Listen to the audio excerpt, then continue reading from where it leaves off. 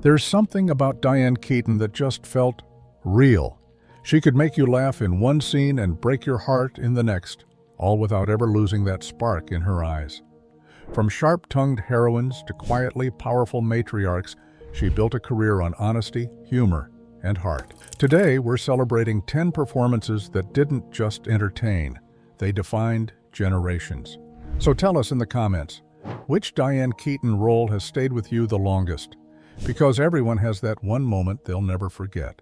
If the family stone isn't already a holiday tradition in your home, it probably will be after you watch it once. Diane Keaton's portrayal of Sybil Stone, the strong-willed matriarch of a delightfully dysfunctional family, is one of her most emotionally layered performances. At first glance, Sybil seems intimidating, witty, blunt, and fiercely protective of her children.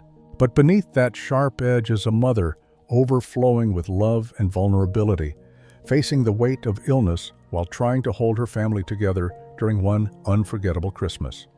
Keaton captures something real, that blend of tenderness and toughness only she could make so human.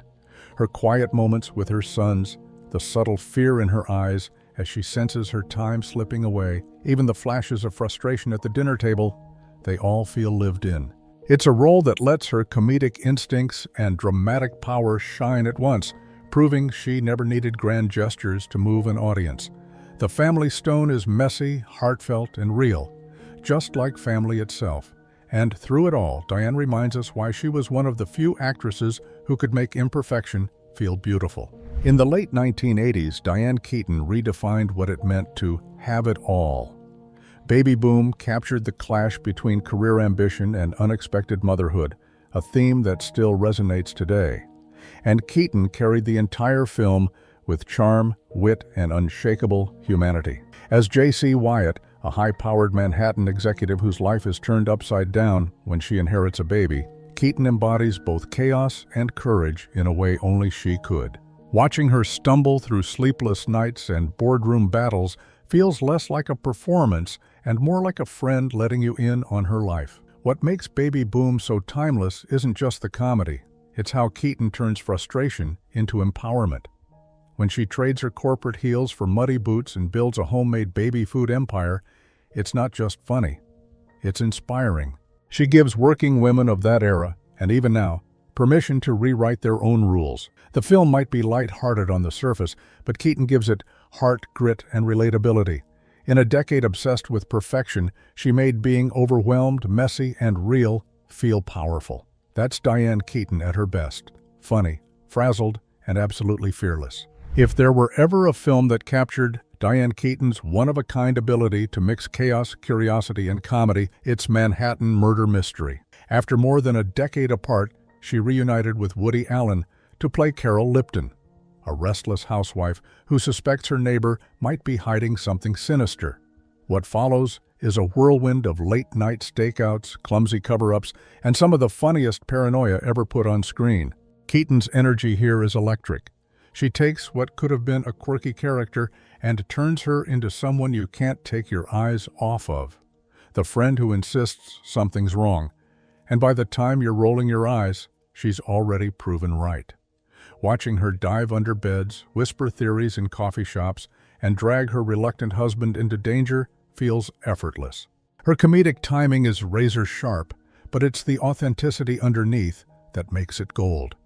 You believe every gasp, every nervous laugh, every spark of excitement in her eyes.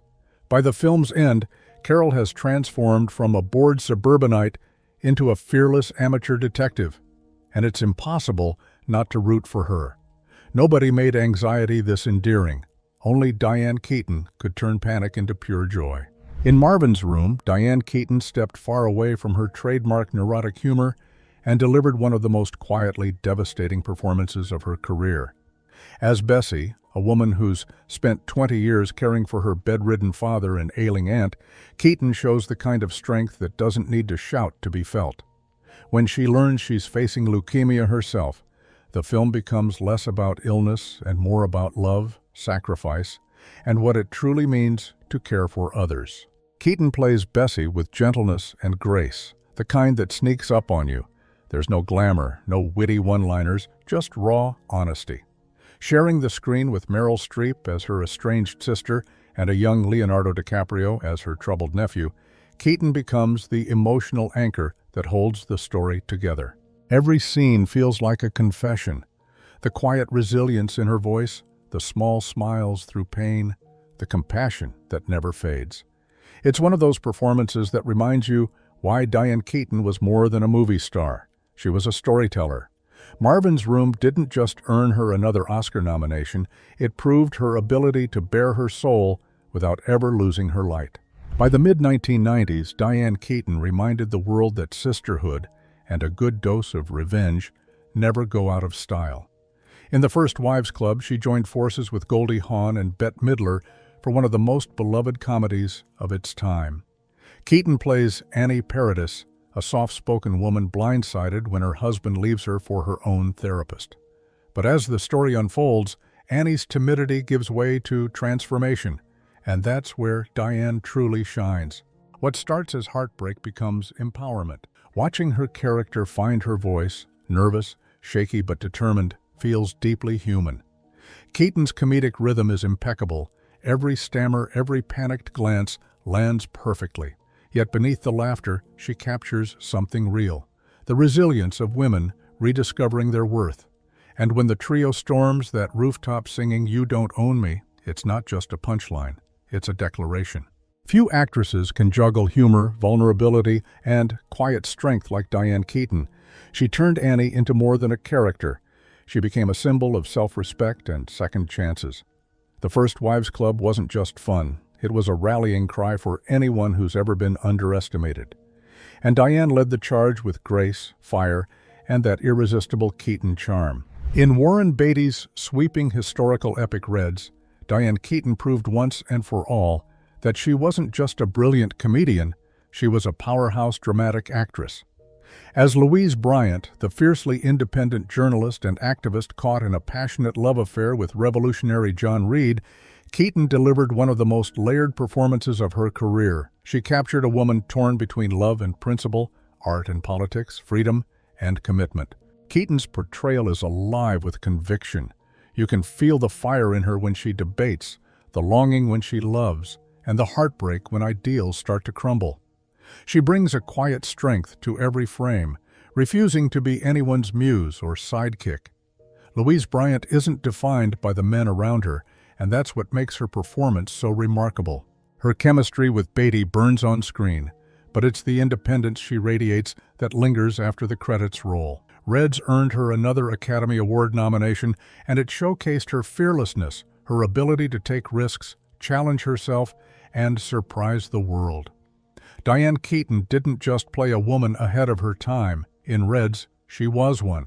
By the early 2000s, Diane Keaton was already a legend, but Something's Gotta Give reminded everyone that she could still command the screen like no one else. As Erica Berry, a successful playwright whose quiet, structured life is thrown into chaos when her daughter's boyfriend, played by Jack Nicholson, suffers a heart attack in her Hamptons home, Keaton delivered one of the most relatable and radiant performances of her career. Her chemistry with Nicholson was pure lightning. Every awkward glance, every emotional confession, every moment of laughter felt authentic. The kind of connection that can only come from two performers completely at ease with who they are. And that famous crying scene? It's one of the most iconic moments of early 2000s cinema. Watching her type through tears, swinging between heartbreak and humor, you can't help but see yourself in her. Keaton made aging not just graceful, but exciting. She showed that love, vulnerability, and rediscovery don't belong to the young. They belong to the brave. For many, Something's Gotta Give wasn't just another romantic comedy. It was a reminder that life can surprise you at any age, and that laughter is always part of healing. Before she became Hollywood's favorite leading lady, Diane Keaton took on a role that would forever tie her to cinema history, Kay Adams Corleone in the Godfather saga.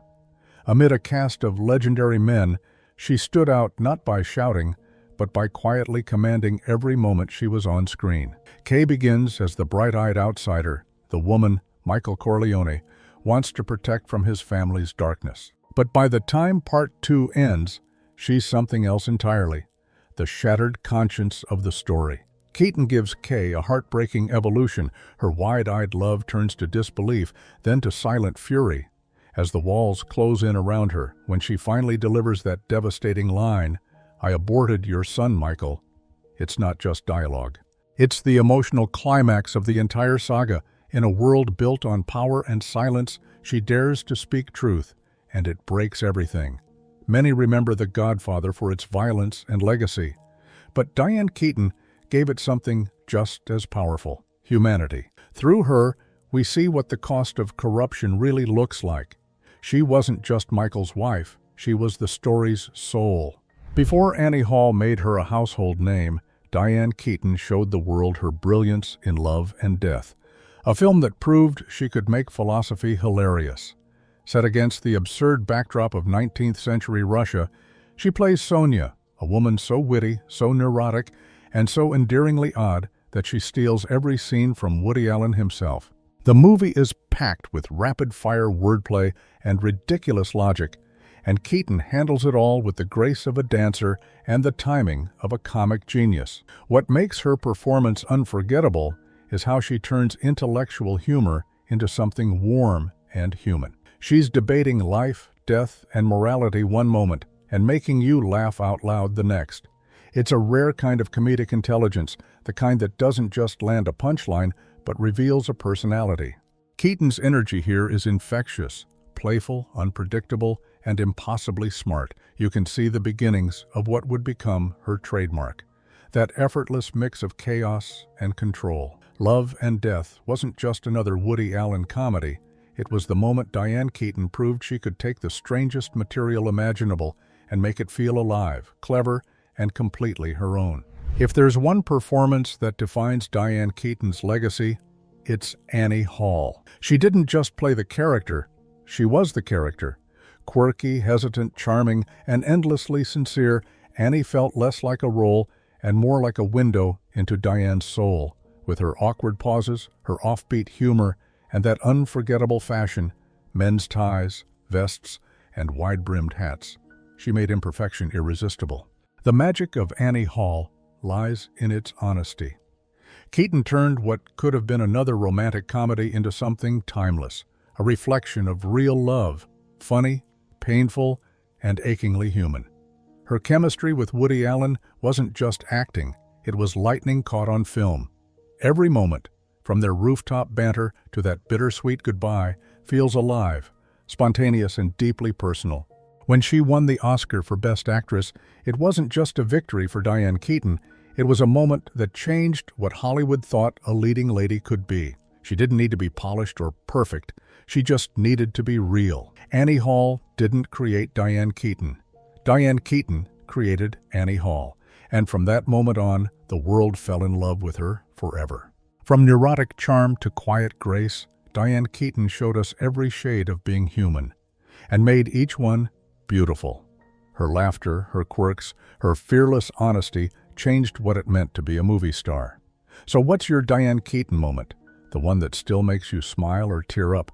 Share it below. And if you enjoyed this video, YouTube thinks you'll love this one.